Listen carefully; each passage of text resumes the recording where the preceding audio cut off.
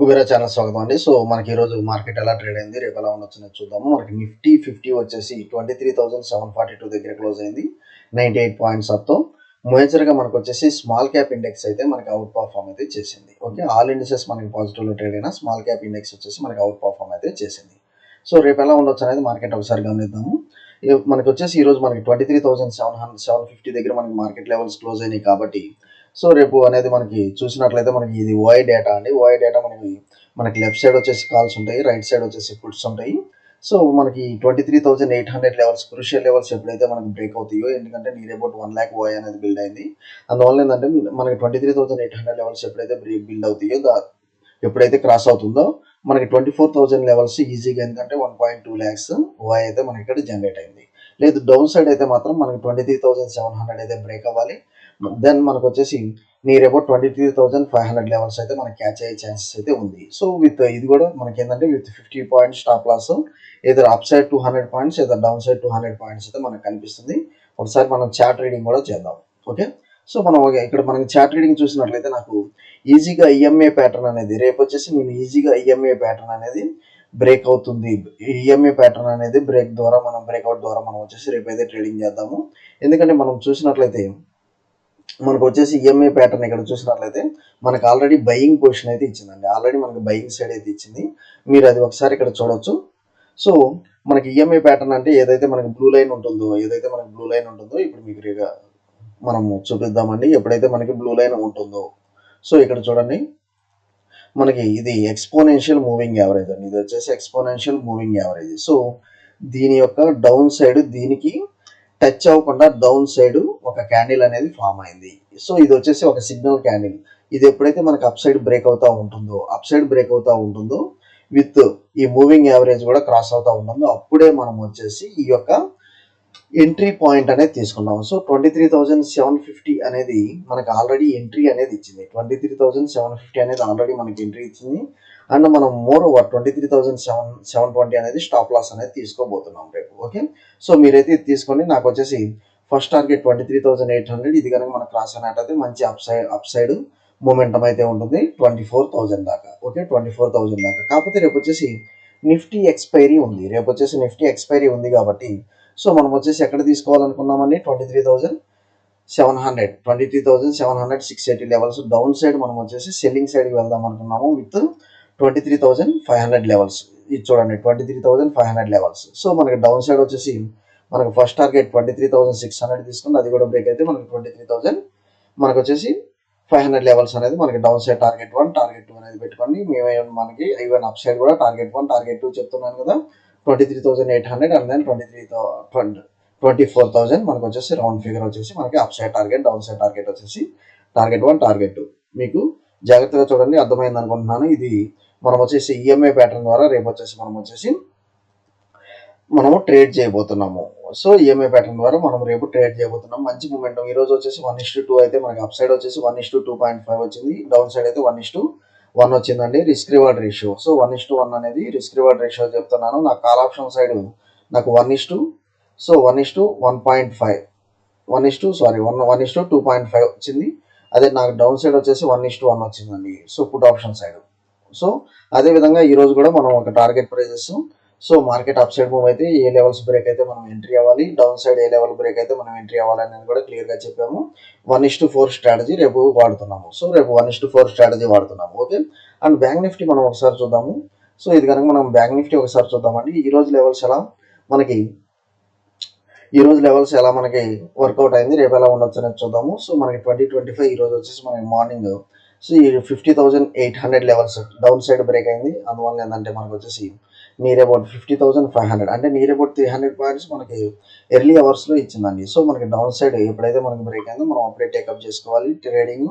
So almost మనకు వచ్చేసి మనకి మంచి లెవెల్స్ అయితే ఇచ్చింది, ఒక 300 points down side. Okay, 300 points down side ఇచ్చింది. సో మనం అప్ సైడ్ చూసుకున్నట్లయితే మనకు వచ్చేసి అండ్ మోర్ ఓవర్ ఇది వచ్చేసి ఈఎంఏ మనకు వచ్చేసి ప్యాటర్న్ ద్వారా మనం ట్రేడ్ చేయడానికి, ఎందుకంటే మనం ఏ స్ట్రాటజీ అయితే వాడుతున్నామో అది వచ్చేసి స్టాప్ లాస్ ఎంత అనేది కూడా మనము చూసుకోవాలి. సో స్టాప్ లాస్ ఎన్ని పాయింట్స్ ఉంటుంది, రిస్క్ రివార్డ్ రేషియో ఎలా ఉంటుంది అనేది కూడా మనం టేకప్ చూసుకొని దాని ప్రకారం మనం స్ట్రాటజీ అనేది సెలెక్ట్ చేసుకోవాలి. సో నెంబర్ ఆఫ్ స్ట్రాటజీస్ ఉంటాయండి మార్కెట్లో. మనం వచ్చేసి జస్ట్ 5 to 6 స్ట్రాటజీస్ అనేది అప్లై చేస్తున్నాము ఫ్రమ్ డే 1. ఓకే. సో కాకపోతే ఇక్కడ చూడండి, ఇందాక ఈఎంఐ నిఫ్టీ ఈఎంఐ మనం డిస్కస్ చేసిన వేరు, బ్యాంక్ నిఫ్టీ ఈఎంఐ మనం డిస్కస్ చేసిన వేరు. కాకపోతే మనకి చూసినట్లయితే ఇది వచ్చేసి మనకి ఈఎంఐ ఏదైతే లైక్ గ్రాఫ్ ఉందో అది వచ్చేసి సో చాలా ఎక్కువ పాయింట్స్ మనం టచ్ అవడం చేస్తున్నాము. ఎంట్రీ అనేది ఇక్కడ చూస్తున్నాం అంటే నియర్ అబౌట్ 300 పాయింట్స్ మనం ఒకవేళ మీరు ఎంట్రీ తీసుకుంటే ఇక్కడ కనుక మీరు ఎంట్రీ తీసుకుంటే మనకి 300 పాయింట్స్ స్టాప్ లాస్ అనేది మనం చూసుకోవాలి. సో ఇంత పెద్ద స్టాప్ లాస్ అనేది మనము ఎగ్జిక్యూట్ చేసుకోవాలా లేదా అనేది మీరు మెంటల్గా డిసైడ్ అయ్యి అప్పుడే మనం వచ్చేసి ఏ స్ట్రాటజీ వాడాలనేది మీరు డిసైడ్ అవ్వాలి. ఓకే. సో రేపు వచ్చేసి నాకు లెవెల్స్ వచ్చేసి నాకు యాజ్ పర్ ఈఎంఐ చార్ట్ చూడండి, ఇది కూడా ఈఎంఐ చార్ట్ ఇక్కడ బ్రేక్ అయితే ఇస్తుంది. ఈఎంఐ చార్ట్ అనేది ఇక్కడైతే మనకు వచ్చేసి బ్రేక్ అయితే ఇస్తుంది. అందువల్ల వచ్చేసి నేను వచ్చేసి ఇక్కడ ఎంటర్ అవుతున్నాను అప్ సైడ్ మొమెంటంకి.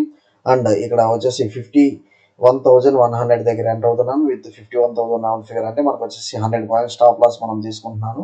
నాకు టార్గెట్స్ వచ్చేసి 51,500 లెవెల్స్ అనేది అంటే 1:4. ఇది కూడా నాకు 1:4 అనేది కనిపిస్తుంది. లేదు మనకి డౌన్ సైడ్ కనుక ఒకవేళ మీరు ఏబీసీ ప్యాటర్న్ కింద వెళ్ళాలంటే మాత్రం ఈ స్టాప్ లాస్ ఏదైతే ఉంటుందో 51,000 ఇది ఎప్పుడైతే మనకి స్టాప్ లాస్ హిట్ అవబోతుందో అప్పుడే మీరు వచ్చేసి ఎంట్రీ పాయింట్ కూడా తీసుకోండి. Entry point down side entry point తీసుకోండి విత్ 50 పాయింట్స్. సో మీరు ఏం చేస్తారంటే 50,950 దగ్గర ఎంటర్ అవ్వండి. 50,950 దగ్గర డౌన్ సైడ్ ఎంటర్ అవ్వండి విత్ మంచి టార్గెట్ డౌన్ సైడ్ కూడా మనకు ఉంటుంది విత్ 1:4. ఏదైనా అప్ సైడ్ అయినా 1:4, డౌన్ సైడ్ అయినా 1:4. అది మీరు జాగ్రత్తగా చూసుకొని రేపు ఈఎంఐ స్ట్రాటజీ ప్రకారమే నేను చేస్తున్నాను. ఈఎంఐ స్ట్రాటజీ ప్రకారమే నేను రేపు ట్రేడింగ్ చేస్తున్నాను. కొన్ని ఇంపార్టెంట్ ట్రాన్సాక్షన్స్ చూద్దాము. మనం వచ్చేసి statements UPI transactions hit all time high. So మనకు వచ్చేసి యూపీఐ ట్రాన్సాక్షన్స్ అనేది డే ఆన్ డే మనకు వచ్చేసి రెగ్యులర్గా పెరుగుతూ పోతుంది. అది వచ్చేసి మనకి పాజిటివ్ సైన్ అండి for economy. So GST collections కూడా మనకు వచ్చేసి rise to 7.3% 1.77 lakh crore in December. ఇది కూడా మనకి పాజిటివ్ సైన్. ఎందుకంటే జిఎస్టీ కలెక్షన్స్ బిజినెస్ ఎప్పుడైతే టర్న్ అవర్స్ పెరుగుతూ ఉంటాయో జిఎస్టీ కలెక్షన్స్ ఆటోమేటిక్గా రైజ్ అవుతూ ఉంటాయి. యూపీఐ ట్రాన్సాక్షన్స్ ఏంటంటే మనకి వచ్చేసి వైట్ మనీ ఇండికేషన్ అయితే ఉంటుంది. ఓకే. అండ్ నెక్స్ట్ వచ్చేసి ఐఆర్డిఏ షేర్స్ వచ్చేసి 6% ర్యాలీ అయింది ఈరోజు. దానికి గల కారణం ఏంటంటే దీని యొక్క ఏదైతే ఉందో మనకి